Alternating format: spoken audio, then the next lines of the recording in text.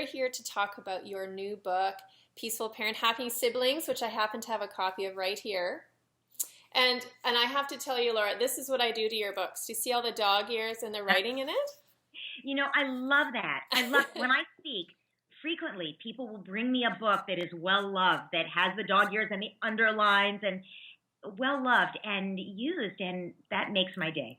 This is the kind of book that I think when a parent reads through it a first time, you'll get the initial amount of information that you need today. And then if you just continually go back to it, you'll just pick so much more out of it as you go along. So it's one of these important books to just have on you, have around all the time. But I wanted to have you here today to talk about a few things that parents on my page are asking about. And that is, they say, well, all this self-regulation and empathy talk is kind of new to them. And how do you, when you're learning all this new language, how do you possibly teach this to your children and manage the sibling conflict when, you feel like you're just learning this like a brand new language for the first time? Do you have any suggestions for parents that feel a bit overwhelmed with not only managing the sibling conflict, but also trying to understand the language too? I think the first thing is to recognize that it doesn't happen all at once. It's a journey. So, you might consider that you never got taught this as a child. So right now you're in kindergarten. You don't have to be at a PhD level. Don't try. It's not necessary. Right. And really the first thing always is to calm yourself down. Right. Because you can't think straight. Of course you feel overwhelmed if your children are fighting. Of course, we all do. Yeah. Because your alarm bells are going off. Yeah. The most important thing when there's conflict with your kids is to, obviously, if one is clobbering the other, you're not going to think twice. You're going to be in the middle of it and separating the two of them and saying, whoa, whoa, whoa, no hitting. Yeah. Tell your brother in words, So I love that, by the way. I think everyone should have that on their fridge. Tell your brother in words. It's such an important takeaway. Yeah.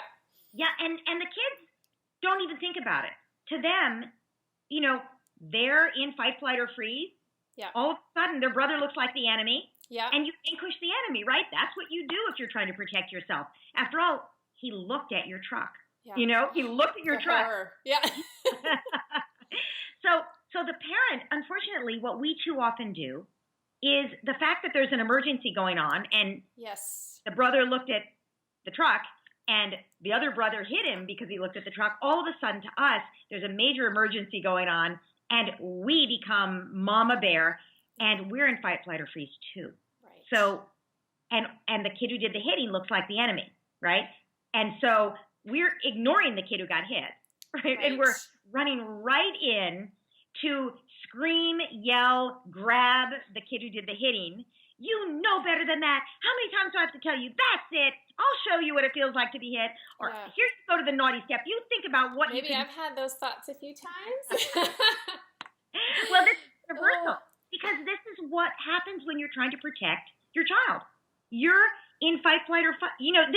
Everyone is. Everyone's just like, ah! It's just like right? Yeah. Exactly. I love that motion. Because that's what we have to remember. The most important thing is breathe out, breathe in, breathe out. Take a moment, take a breath. That puts you back in in the moment. Yeah. We're in your prefrontal cortex. Yeah. I call this your calm down part of your mind and your flip out. If it's teenagers, I say this is your F off part of your brain, right? Exactly.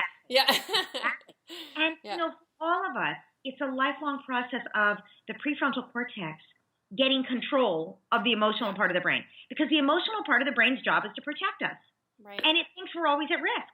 So when the children get upset at each other, we naturally have to stop everything. And yes, if someone's hitting, you do fly in. But I would suggest you don't fly in and grab the kid who's doing the hitting. You fly in between them so that no more hitting can happen. And then you tend to the child who's hurt, which shifts you out of mama bear into nurturing mama, which allows you to respond to the whole situation better. It's interesting that you say that because I did, do a lot of reading as a psychotherapist for parents. And I came across Dreiker's suggestions to just kind of step back and let the siblings go. And I had been recommending that, up until recently, till I've been reading more of your work. But it's funny because two things would happen. I would let them go, and inside I would actually felt less stressed. So that was helpful. Yeah. That I could take my referee jersey off. But then, because we live in an open house, it's small but open, so like they know that I can hear them, and I can see them, and I wonder what's going through their mind. Like, why is she doing nothing? So it just didn't feel right. So I'm glad in your book that you really explain and you give so many scripts. But I'm a person that like kind of a mantra person, so that we can remember this after the video. But if we're going to take our referee jersey off, what are we putting on instead? What do you think? We're not the judge. Okay. We're the facilitator. Nice. So if we're the judge, we have to fix it, pass judgment, decide who was wrong. All right, he gets the toy. He doesn't. Yeah. You hit him, so you don't get the toy. We're taking it away. We're giving it to him. Any kind of problem solving that decides who's right and who's wrong is terrible pressure for us. No wonder you felt better when you didn't intervene, because to be the judge is impossible. We expect ourselves to have the wisdom of Solomon, but we can't. We're human. And on top of that, even if we did know exactly what happened and who was right and wrong, it doesn't matter, because their relationship continued from yesterday. You don't know what happened yesterday, right? Right. You might not have seen this whole interaction. You certainly don't remember what happened yesterday that they remember, where one of them was nasty to the other and then this one's getting back at that one. You can't see the whole context. And it doesn't matter. Let's say you're right. Let's say you're right about passing judgment, okay? You're still giving the very clear message to your children that you're backing one of them and not the other one. Yeah. What does that do? Separate. Yeah. I won. Mom loves me more. Yeah. I lost. Mom loves him more. I hate him. I'm going to get back at him the first chance I get. It increases sibling rivalry every time you jump in and take sides. Even if you're right, completely right, which you usually can't be. But even if you are, they get worse. They fight more. So it's a mindset of jumping in to not take sides, but to nurture and guide to resolve. Is that what you're saying then? I am, and I'd add a little more tweak to that. Yeah. I would say don't jump. I would say you only walk slowly. Yeah. Yes. There's violence, you jump. Yeah. I would say if there's voices being raised, you stop. Mm-hmm. You take a deep breath. You calm yourself down, because the minute the voices get raised, time for this. I'm good. Yeah. Like, I don't have time for this, and you have a sense of dread and like, oh, I can't deal with this, and can't we get through a day without fighting? So you stop, you calm yourself down, you give yourself, as you said, a mantra. Everyone's mantra will be a little different, what works for you. Yeah. One really good way to think of it, a frame, is they can't use their words until you teach them what words to say. Yep. So tell your brother in words, well, what are the words? How do I stick up for myself without hitting? Wouldn't it be an amazing world if every one of us learned in childhood how to express our wants and needs in a way that didn't attack the other person and was respectful, in fact? Yeah. Right? So that's our goal. So the mantra could be something like, they need my help to know what words to use here. Could be that simple. Yeah. So you're not jumping in, right? Because then you're in a state of emergency. You're more like noticing, and your children are bickering, and you know it could get out of hand very quickly, right? Yeah. I would walk over. It's not good to shout across the room, because that heightens everybody upset. Yes. So I walk over, take a deep breath as you do it, shake out your hands, get rid of that tension, and say, then you're not making anyone wrong by your intervention. Your first intervention is simply to acknowledge that there's an issue. Oh, yeah. Right? So, I wonder what is happening right now. Be curious. Be curious. What's happening right now? You don't know. That's from Tina. That's Tina Payne Bryson. I love that. Yes, the curiosity. Yeah. Yes. And so you say, wow, I hear loud voices. Mm-hmm. You two are having a hard time, right? So you're allowing it to be, no, we're just having fun, Mom. Or, yes, but you moved it from he's the problem to you two are having a hard time, right? And then they immediately say, yes, he's had the truck all morning. I want the truck. Yeah. Or, whatever. Somebody will say something, and the other kid will say, no, it's my turn, or whatever. And then you see the problem. Yeah. And this is where most parents have this sense of heavy pressure in their heart, like, I have to solve this. Right. And that's where, again, you take a deep breath and you say, I'm not the judge. Yeah. I'm the facilitator. And what are you the facilitator of?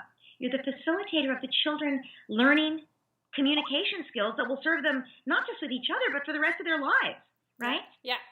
Right? And you say, let me see if I have this straight. So you're really enjoying playing with the truck, and you think it's still your turn. And you really wish you could have the truck because you think he's had it all morning.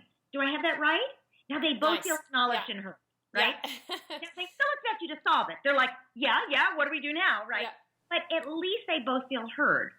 And the fact that they feel heard, it's a few things happening. One, for the first time, they see the other one's point of view, right? And they're able to see it because they got acknowledged. Yeah. Connect before you correct. They have to feel acknowledged first and feel seen. Their position is acknowledged. So they can get out of their defensive mechanism, right? That can stop firing like, protect yourself, you're about to get attacked, mommy. Yeah. To go, oh, no, mommy's not attacking me. Right. Now I can think, right? Because when you're defending yourself, you're not thinking. Of course, exactly. Right. And until that moment, they're a little on edge. Like, well, is mom going to grab the truck away and give it to the other kid? Yeah.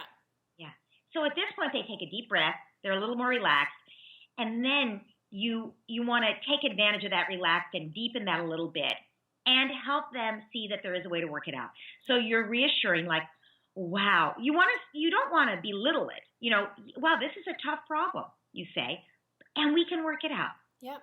And we can work it out. I love that. Work it out together. Now. So go ahead, sorry.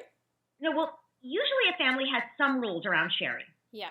The rule I like is that the child who has the truck, or whatever it is, uses it for as long as they want, and then they give it to the other child, because that is what helps give the child the experience of generosity, so they're more likely to be generous.